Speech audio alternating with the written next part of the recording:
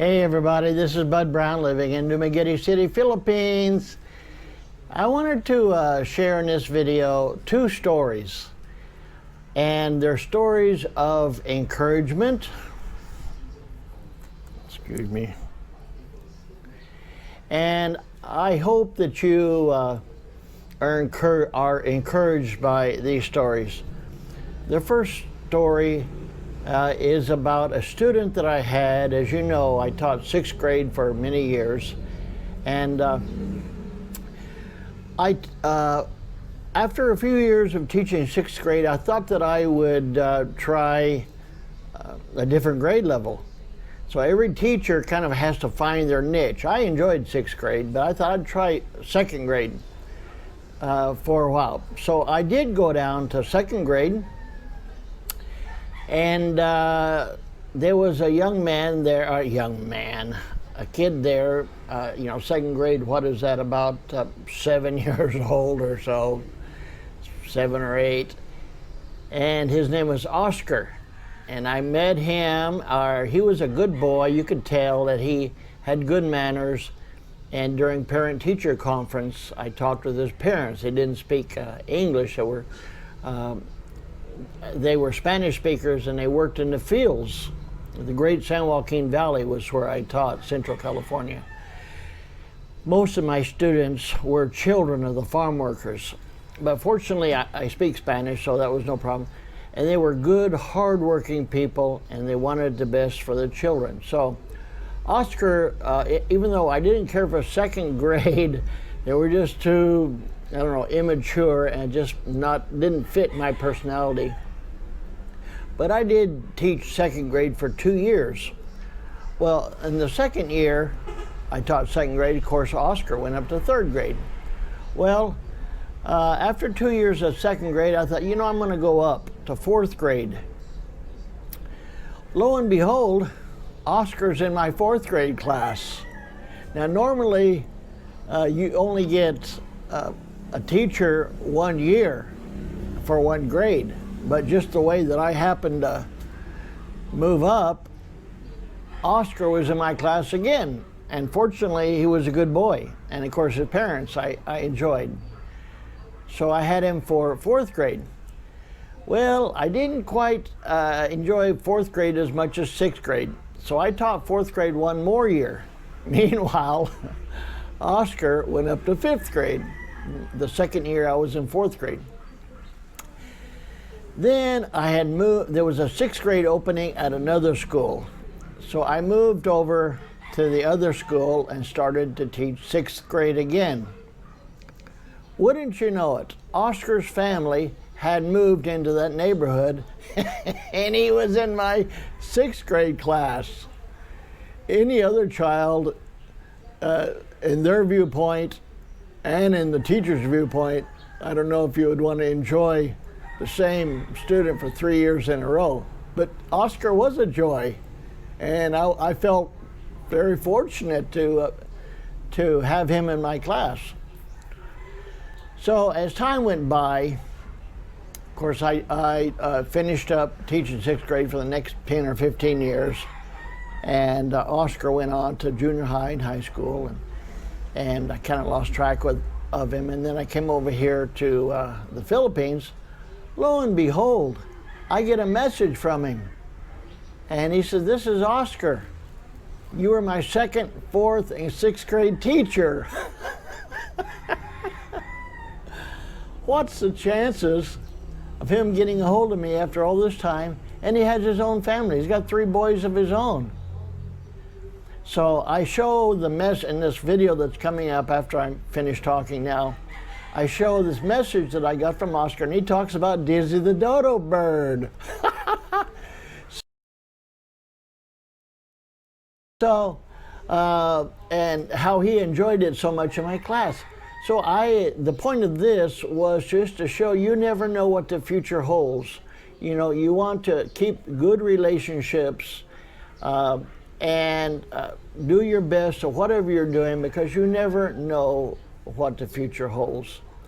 The second part of this video, it's a story about when I was a young man before I became a teacher, And when I went into the Navy, and I was doing something that I didn't think was going to be useful in my civilian career when I got out of the military. And the way the turn of events went, I was in a very unique position to take advantage of a lucrative position. So you'll see that story. It has to do with, well, being in the Navy and what I did there. So I hope you enjoy this video and get encouraged and believe that you may be in a situation now that you don't really care about or don't believe that it's going to be beneficial in any way, but you never know the future. Okay, I'll stop talking now, and till next time, bye-bye.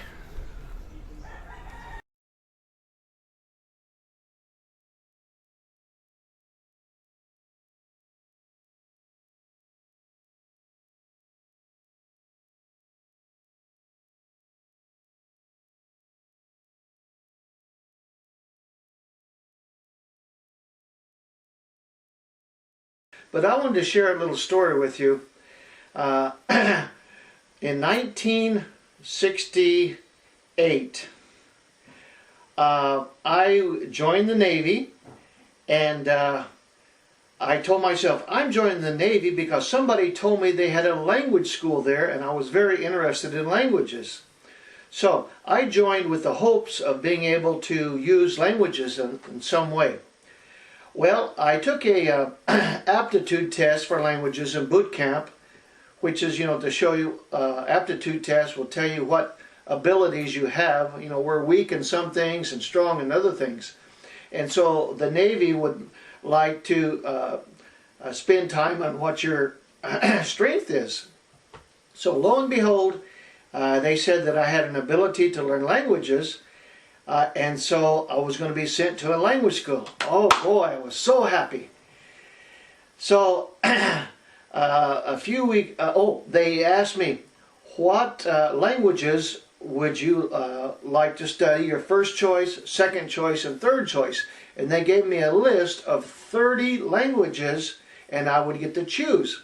So I thought to myself, wow, I think I would like to maybe learn French, because it's a international language like English, and that would be my first choice. My second choice, I think, would be German, because also there's a lot of German speakers, not only in Europe but South America also.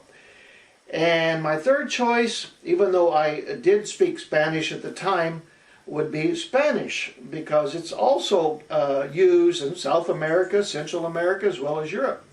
So that was my first three choices. 2 weeks later, I got my orders, and they said, congratulations, you're going to be studying Vietnamese. And I thought, what? Vietnamese? Oh! At that time I'm thinking, there's only one little bitty country that speaks Vietnamese, and that's Vietnam. And right now the Americans are there, and it's not a good situation. 1968, huh? So, grudgingly, I went, and it was a language school, a military language school, and so I spent 1 year studying Vietnamese.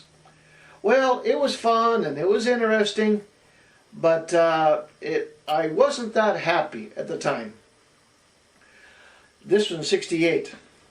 Well, it ends up that I did go to Vietnam and the Philippines and spent time in that area, and I had a good time. And then when I got out in 1972, I went back to work as in construction, which is what I did when I was a young man, and kind of put this language Vietnamese in my back pocket. Didn't really use it, because in my small town here in Central California, there was no Vietnamese speakers, so I almost forgot about it. Then lo and behold, in 1975, 3 years later, there was a large influx of Vietnamese coming to the United States. All these Vietnamese most of them did not speak English. And so guess what? There was a tremendous need for someone to teach English to the Vietnamese. And there was lots of opportunities for English teachers to teach English to the Vietnamese. And guess what? When they asked if there's any possible American that can speak Vietnamese, I thought, hey, I speak Vietnamese. They couldn't believe it. I was a little bit rusty, but I started brushing up, and that was my very first teaching job, was teaching English to the Vietnamese refugees at that time.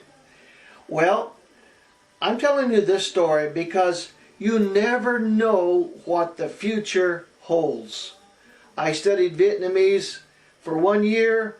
I wasn't that excited about it, but I did put in an effort, and I tried to learn as best I could. When I got to Vietnam, I was so happy to be able to talk with the people. I learned to love the Vietnamese culture, the people, the food, and even that part of the world. And it turns out that my wife is from the Philippines, which I wouldn't have met her if I hadn't gone to Vietnam, because I was going back and forth from the Philippines to Vietnam.